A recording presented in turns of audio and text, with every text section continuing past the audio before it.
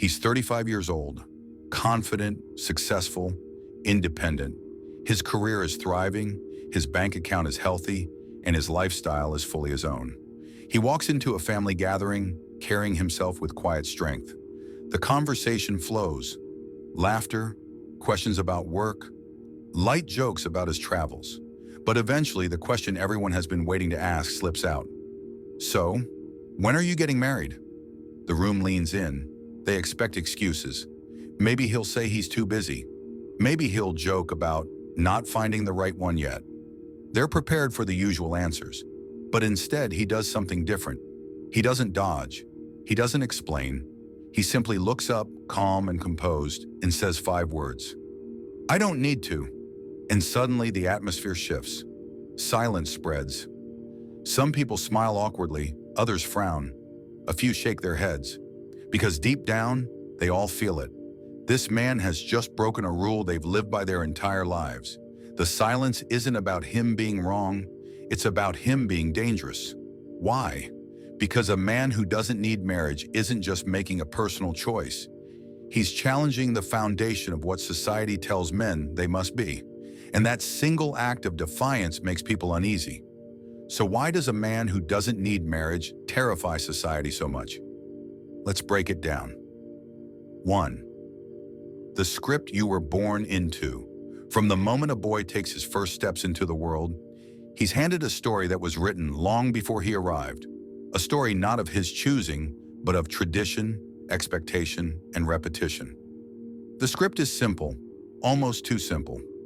Grow up, get married, provide for a family, stay the course. It sounds noble. It even feels safe. Parents nod with approval when their son follows it. Teachers and religious leaders reinforce it. Movies, songs, and cultural rituals all celebrate it. The man who marries, settles down, and provides is praised as responsible, mature, and worthy of respect. But here's what hides underneath the applause: control. Because a man tied to bills, mortgages, and obligations becomes predictable. His choices narrow. He no longer thinks about what he wants, only about what must be done. He stays in line. He rarely risks. He rarely questions. His life becomes structured around duty, and duty, while honorable, can also be a leash. This is the brilliance of the script. It doesn't force you into chains. It convinces you that the chains are crowns. But then comes the man who doesn't need marriage. He doesn't reject love or family or connection. He simply refuses to let them define him. He steps off the script. He chooses his own lines, his own stage directions. And when he does this, something powerful happens. His very existence becomes disruptive. He proves that the story everyone thought was compulsory is actually optional. And that single act of rebellion, living without the script, makes him unpredictable. And in a society built on control, unpredictability is the greatest threat. 2. Nietzsche's rebel, the value creator. Friedrich Nietzsche looked at society and saw a problem. Most people never live lives of their own making. They borrow values, repeat traditions, and call it virtue. But beneath it all, they are living someone else's script. To Nietzsche, the antidote was the Übermensch, often misunderstood as a superhuman, but in truth something much deeper. The Übermensch is the man who dares to create his own values instead of inheriting them. He doesn't just live inside society's story, he writes his own. Carl Jung, decades later, uncovered a parallel truth in psychology.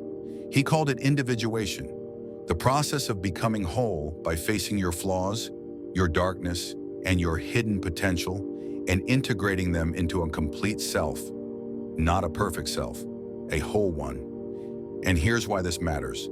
The ordinary man seeks someone else to complete him, a partner, a role, a title. He's always chasing the missing piece. But the individuated man, the Nietzschean rebel, doesn't need that. He has looked inward, confronted the shadows most men run from, and come out intact.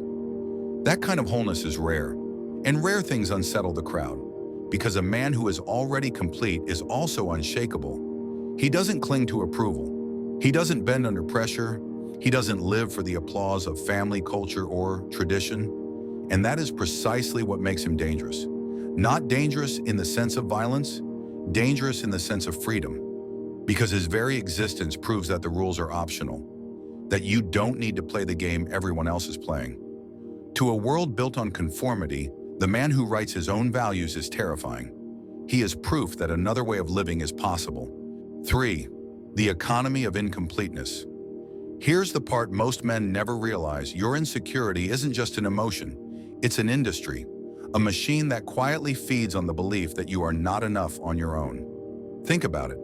The moment you accept the idea that you're incomplete without a wife or family, an entire economic system springs into action. The wedding industry, worth over $300 billion globally, tells you the only way to prove your love and your manhood is through rings, venues, and ceremonies. Real estate firms push you toward the dream home because couples are easier to sell to than individuals. Insurance companies design family plans, knowing that married men will pay more to protect what society has told them they must have. It's brilliant. If you feel incomplete, you'll keep buying, upgrading, providing, and performing, not because you want to, but because you're afraid of what people will think if you don't. But then comes the man who doesn't need marriage. And suddenly the system has a problem. He doesn't buy to impress. He doesn't upgrade to prove himself. He doesn't live as a performance for others. He lives according to his own desires. And when a man like that emerges, he does more than escape the machine. He exposes it, because once others see him thriving without playing the consumption game, they start asking dangerous questions. Do I really want this car, this house, this lifestyle? Or am I buying it because I was told it proves my worth? That shift is revolutionary, because an economy built on insecurity collapses the moment men stop consuming to fill a void that never existed. And that's why the man who doesn't need marriage isn't just socially unsettling, he's economically destabilizing. He threatens the very foundation of a system that profits from keeping you needy. 4. The integrated man. Shadow plus strength society has always been terrified of the parts of you it cannot tame. The selfishness, the independence, the refusal to conform, the hunger for freedom. Carl Jung called this your shadow, the side of yourself you've been told to bury. Most men run from it. They cover it with politeness, with sacrifice, with the performance of being the good guy. They think that hiding their shadow makes them virtuous. But here's the paradox. A man who denies his shadow never becomes whole. He becomes fragile, desperate for approval, and easily controlled, because he's terrified of being exposed. The man who doesn't need marriage has done something different. He has faced his shadow. He's looked directly at the parts of himself that others avoid. His selfishness, his desire for solitude, his refusal to bend. And instead of burying them, he integrates them. This doesn't make him cruel. It makes him complete, because now he doesn't need to prove he's good. He doesn't need external validation to feel worthy. He's not playing the endless performance of the respectable husband just to fit in. And here's where Nietzsche's philosophy collides with Jung's psychology. Nietzsche spoke of two forces that live within every man: Apollonian, order, structure, discipline, logic; Dionysian, chaos, creativity, freedom, passion. Society pushes men into the Apollonian box: predictable, responsible, controlled. Marriage, bills, duty. But the man who integrates his shadow refuses to lose his Dionysian fire. He holds both forces in balance. He can be structured when needed and untamed when it matters. Disciplined in his work, but free in his choices. Grounded in responsibility, but unafraid of risk. That balance makes him powerful, because he is not trapped in either extreme. He's not a reckless boy avoiding commitment, and he's not a tamed man shackled by obligations. He's something rarer, a man who can adapt, pivot, and thrive without asking permission.